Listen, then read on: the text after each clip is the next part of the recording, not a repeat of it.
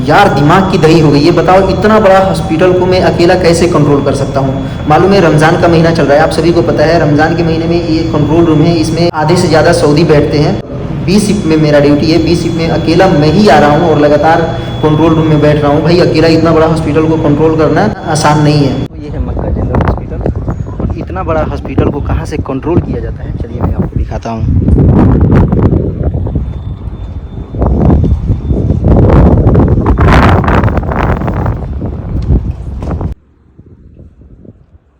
और मेरा ड्यूटी आप सभी को पता है कि मक्का जनरल हॉस्पिटल में है।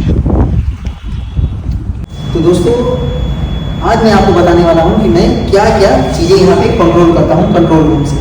पूरे हॉस्पिटल का जितना भी मैनेजमेंट है और जितने भी डिवाइस है और सिस्टम लगे हुए हैं वो सारे के सारे यहाँ से कंट्रोल होते हैं। ये है इसका एंट्रेंस। तो देखें भाई कितना बड़ा हॉस्पिटल है। कहाँ से कंट्रोल किया जाता है वो मैं दिखाऊंगा। 500 बेड का ये हॉस्पिटल है भाई, 500 बेड का। ये देखिए कितना फ्लोर है, 1 2 3 4 5 6, ये 6 फ्लोर का है।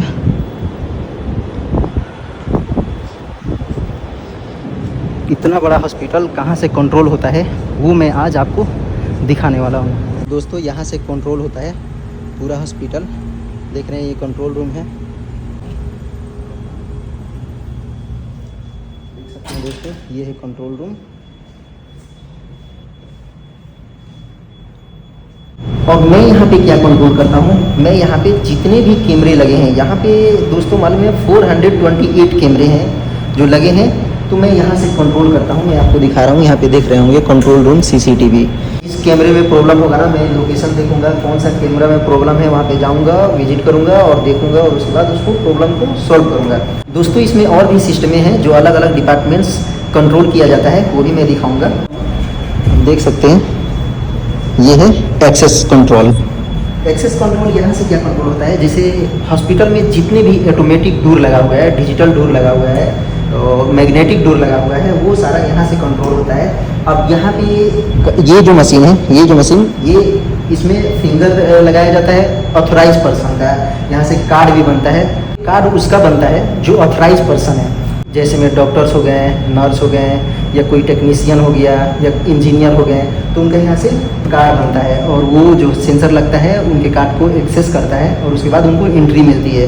अब मान लो कि आपको OR में जाना है या ICU में जाना है, मेल डिपार्टमेंट में जाना है, फीमेल डिपार्टमेंट में जाना है, जहाँ भी जाना है तो कार्ड या फिंगर होता है जो वहाँ पे सेंसर लगाया रहता है, डिवाइस होता है, वहाँ पे आप अपना कार्ड दिखाओगे फिर एंट्री मिलेगा, नहीं तो एंट्री ऐसे नहीं मिलता है। जो भी बंदा का यहाँ पे कार्ड बनता है उनका नाम मेंशन होता है, ID नंबर मेंशन होता है, तो उसके बाद वो किस डिपार्टमेंट से हैं वो मेंशन होता है और पासवर्ड क्रिएट किया जाता है, उनको कार्ड दे दिया जाता है। ठीक है। अब यहाँ पे दूसरे सिस्टम पे मैं आता हूँ। दूसरा सिस्टम ये है, यहाँ पे देख रहे हैं क्लॉक, PC पे लिखा हुआ है क्लॉक। दोस्तों क्लॉक का मुराद ये है कि जितने भी हॉस्पिटल में क्लॉक लगे हुए हैं, डिजिटल क्लॉक लगे हुए हैं, वो सारा क्लॉक यहाँ से कंट्रोल होता है। किसी भी क्लॉक में कोई भी प्रॉब्लम आता है, कोई भी प्रॉब्लम जनरेट होता है, तो यहाँ से उसका लोकेशन देखा जाएगा, उस लोकेशन के पास पहुँचा जाएगा और जो भी प्रॉब्लम होगा वहाँ पे सॉल्व किया जाएगा। और अगर यहाँ से सॉल्व होने वाला होता है तो यहाँ से सॉल्व कर दिया जाता है। अब जस्ट इसके बगल में जो PC है ये है BMS, building management system. BMS का मतलब बिजनेस मैनेजमेंट सिस्टम भी होता है, लेकिन बिजनेस मैनेजमेंट सिस्टम की बात नहीं हो रही है, बिल्डिंग मैनेजमेंट सिस्टम। इस बिल्डिंग में यानी कि पूरे हॉस्पिटल में जितने भी इलेक्ट्रिक डिवाइस हो, इलेक्ट्रॉनिक्स डिवाइस हो या और भी डिवाइसेस हैं जो लगे हैं, वो यहाँ से कंट्रोल होता है। समझ गए। अब चलते हैं दूसरे सिस्टम पे, आइए मैं दिखाता हूँ। दोस्तों ये देख रहे हैं सिस्टम, कीबोर्ड पे भी लिखा हुआ है NC और मॉनिटर पे भी NC, CPU है इस पे भी NC लिखा। NC है, इसका फुल फॉर्म होता है नर्सिंग कॉल। जितने भी पेशेंट्स के रूम हैं उस सारे रूम में एक कॉलिंग डिवाइस लगा रहता है। अगर पेशेंट को डॉक्टर की ज़रूरत है या नर्स की ज़रूरत है तो क्या करेगा, वहाँ पे जो कॉलिंग डिवाइस लगा हुआ है उस पर प्रेस करेगा, पेशेंट को जो भी प्रॉब्लम होगा वो उसमें बोलेगा तो आवाज़ जाएगी। और एक डिवाइस मालूम है कहाँ लगा रहता है, एक डिवाइस लगा रहता है जो नर्सिंग स्टेशन होता है, वहाँ पे बहुत सारे नर्स बैठे रहती हैं, फिर से डॉक्टर्स भी बैठे रहते हैं, तो वहाँ पे एक डिवाइस लगा रहता है कॉलिंग डिवाइस। वहाँ पे आवाज़ सुनते हैं पेशेंट का और लोकेशन देखते हैं कि किस रूम से आया हुआ है ये कॉल, उनके पास पहुँचते हैं और जो भी प्रॉब्लम पेशेंट का हुआ रहता है उनको जाकर सॉल्व करते हैं। नर्स से अगर प्रॉब्लम सॉल्व नहीं हो रहा है पेशेंट का, उसी कॉलिंग डिवाइस को प्रेस करके और वो डॉक्टर को बुला सकती हैं। जितने भी नर्सिंग कॉल का डिवाइसेस लगे हैं या कॉलिंग का डिवाइसेस लगे हैं वो सारा का सारा यहाँ से कंट्रोल होता है। अगर उसमें कोई प्रॉब्लम आता है तो यहाँ से हम लोग लोकेशन देखते हैं और ये भी भाई हम ही लोग का काम है, यहाँ से वहाँ पे रीच करते हैं, पहुँचते हैं और जाके प्रॉब्लम को सॉल्व करते हैं। चलिए दोस्तों दूसरे सिस्टम पे चलते हैं। आइए यहाँ पे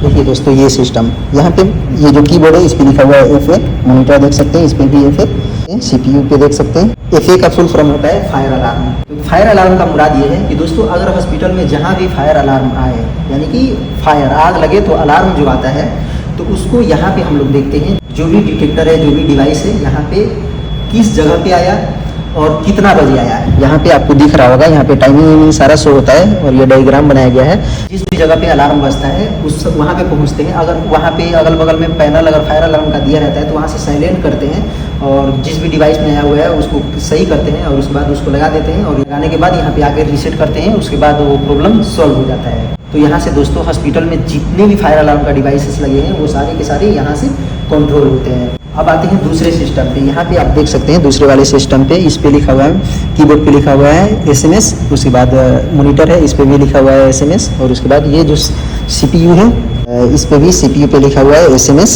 ये SMS का फुल फॉर्म ये होता है स्मोक मैनेजमेंट सिस्टम। ये फायर अलार्म से ही रिलेटेड है।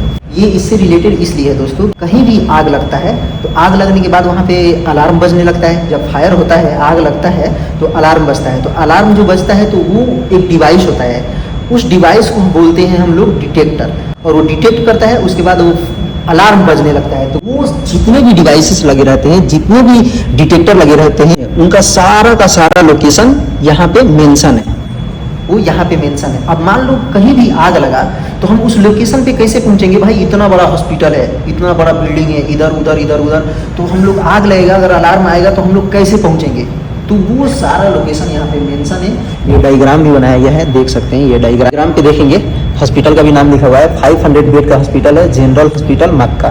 ठीक है, तो यहाँ पे डायग्राम देखेंगे हम। इस डायग्राम में सारा लोकेशन मेंशन है कि कहाँ पे कौन सा डिटेक्टर लगा हुआ है। जोन 1 में है, जोन 2 में है, जोन 3 में है, जोन 4 में है या जोन 5 में। यहाँ पे सारा जोन लिखा हुआ है और उसके बाद जोन पता करेंगे उस जोन में कौन सी लूप है, कौन सा लूप पता करेंगे। उसके बाद उस डिटेक्टर के पास पहुंचेंगे और वहाँ पे अगर फायर अलार्म का पैनल लगा हुआ है वहाँ से साइलेंट करेंगे और साइलेंट करने के बाद यहाँ पे रीसेट करेंगे और पैनल में भी रीसेट दिया रहता है, कर सकते हैं। सिस्टम से आपको समझ में आ गया कि यहाँ से क्या कंट्रोल होता है। अब चलिए आगे चलते हैं दूसरे सिस्टम पे। ये सिस्टम देख सकते हैं KNX लिखा हुआ है।